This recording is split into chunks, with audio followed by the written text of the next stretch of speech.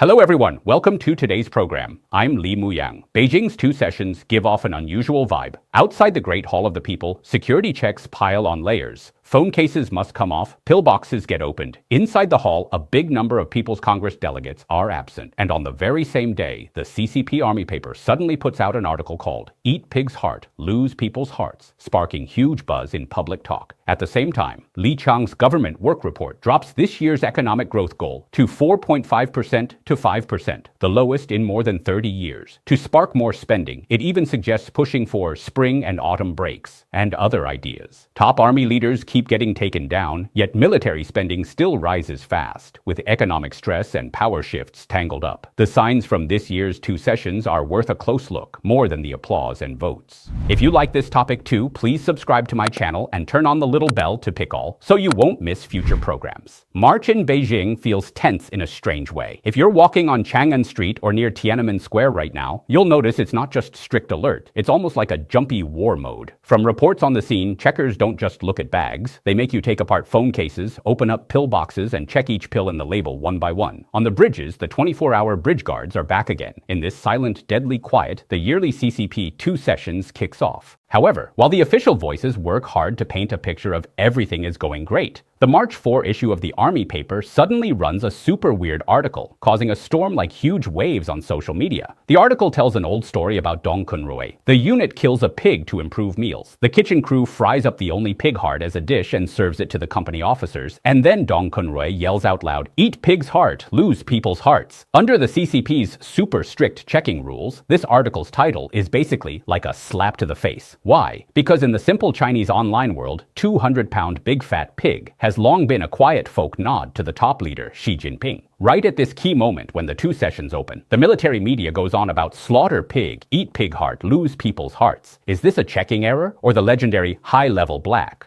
An even more worrying sign shows up on the main stage. As the camera pans over the delegate seats, people are stunned to find that this grand event, claimed to be full-process people's democracy, has the worst mass absence since the Cultural Revolution. The National People's Congress should have 2,878 delegates, but only 2,765 show up. A full 113 people are gone. If the Army paper's "Eat Pig's Heart, Lose People's Hearts" is a subtle warning, then today, as Qiang stands for the third time at the National People's Congress opening to deliver the government work report, he lays out this lose people's hearts in the rawest numbers for everyone to see. The report opens by setting the 2026 GDP growth target in the 4.5% to 5% range. That's the lowest point since 1991, clearly down from the around 5% called out in recent years. According to Xinhua News on March 5th, Qiang stresses that this is leaving room in the opening year for adjusting structure, preventing risks, and pushing reforms. And it ties into the 2035 long-term goal, per capita GDP doubling from 2020 overall. Figuring out the yearly average growth needs at least 4.6%, so the 4.5% bottom is right up against the line. Officials say, in actual work, strive for better outcomes, but outsiders hear the alarm for ongoing economic downturn pressure. On the fiscal side, it's even more stuck. The deficit rate holds at the 4% historic high, with a deficit size of 5.89 trillion yuan RMB, up 2,300 billion from last year, issuing 1.3 trillion yuan in ultra-long special treasury bonds and 4.4 trillion in local special bonds. These figures show Beijing has no choice but to keep splashing big cash to stimulate, but the push feels pretty soft. Moody's analysis points out this is prepping for a smoother but slower-paced expansion, where sustainability has taken over from speed as the top priority. To boost domestic demand, Qiang's report lists working hard to build a strong domestic market as the first task for this year's government work, and rolls out a series of weird tricks. The one that stands out most is supporting places that can do it to promote spring and autumn vacations in elementary and middle schools, and making sure workers get their paid off-peak holidays. According to United Daily News on March 5th, this is to keep the total holiday days and teaching hours the same, combine with paid leaves, explore setting spring and autumn breaks, create longer stretches of time off, and thus spark tourism, consumer spending, and other service industries. But for the so-called premier of a big nation to get into the nitty-gritty of how to set holidays in the government work report, the reasoning behind it is actually helpless and bitter. In the past few years, several key pillars of China's economy have been under strain at once. The real estate market stays sluggish, local governments carry heavy debt, youth unemployment drags on without a fix, plus stock market ups and downs, residents' assets shrinking, and overall social consumer confidence clearly dropping. Just before the two sessions, the A-share market weakened again, with the Shanghai Composite even dipping below the 4100 mark at one point and market sentiment generally cautious. Against this backdrop, many families' choices are straightforward. Save where you can, hoard what you can. In other words, the government wants to force longer holidays to kickstart tourism and services, trying to pull up domestic demand that way.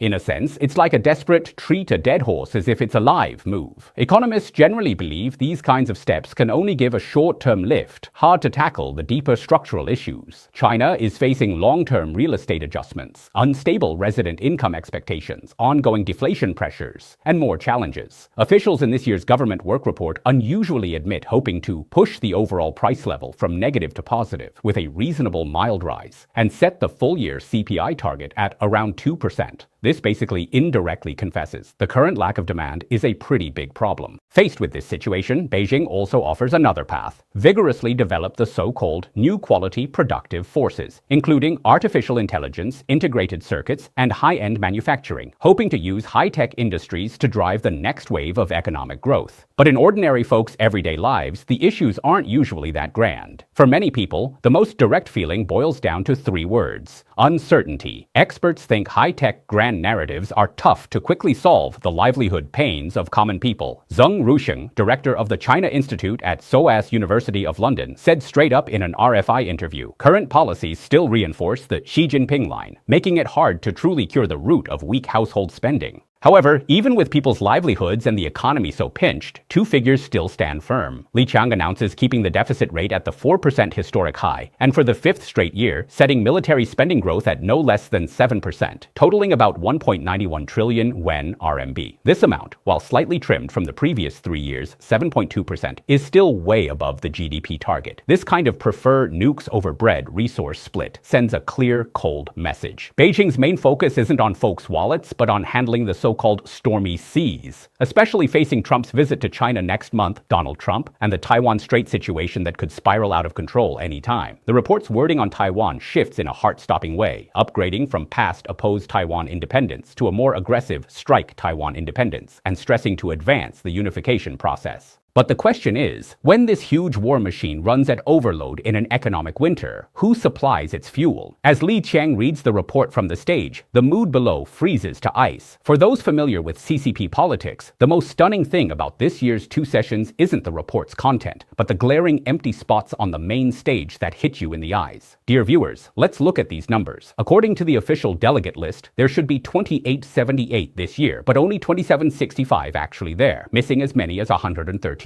This sets the record for highest absences under Xi Jinping outside of special pandemic times. Where did these 100+ people go? If we compare the lists, we'll see the hardest hit is exactly the group with the year-after-year rising military budget, the PLA and Armed Police Delegate Group.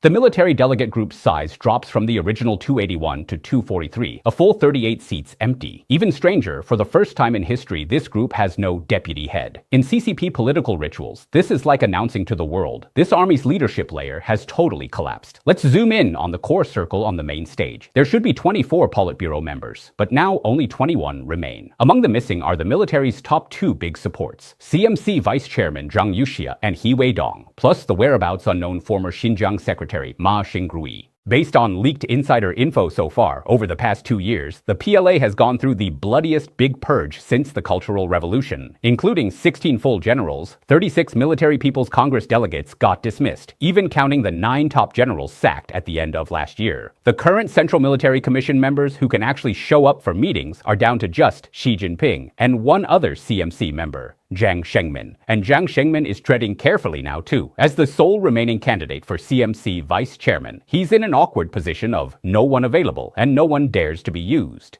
This power vacuum also explains why the army paper would run that odd eat pig's heart, lose people's hearts piece right now. In CCP military politics, lots of chatter isn't scary. The scary part is dead silence. When generals, fearing downfall, choose to fake illness and skip out. When top politics hits this everyone for themselves hushed state, this 2 sessions stops being a window to show strength and becomes a display case revealing the regime's extreme inner weakness. Xi Jinping splurges without limit on military funds, bellows slogans that shake the sky, but the stage behind him is drafty. This can't help but remind people of that army paper article's warning. When the power core is left with only your own folks, that's also when it's easiest to lose people's hearts. To sum up, the 2026 Two Sessions is a gathering full of uncertainty. Behind the heavy iron curtain of the Great Hall in Beijing, what we see isn't a great nation's lively vigor, but a regime's anxiety and struggle under the double blow of power tremors and economic winter. When Pig Heart can make the army paper's headline, just how much people's hearts are left. We'll meet again next time.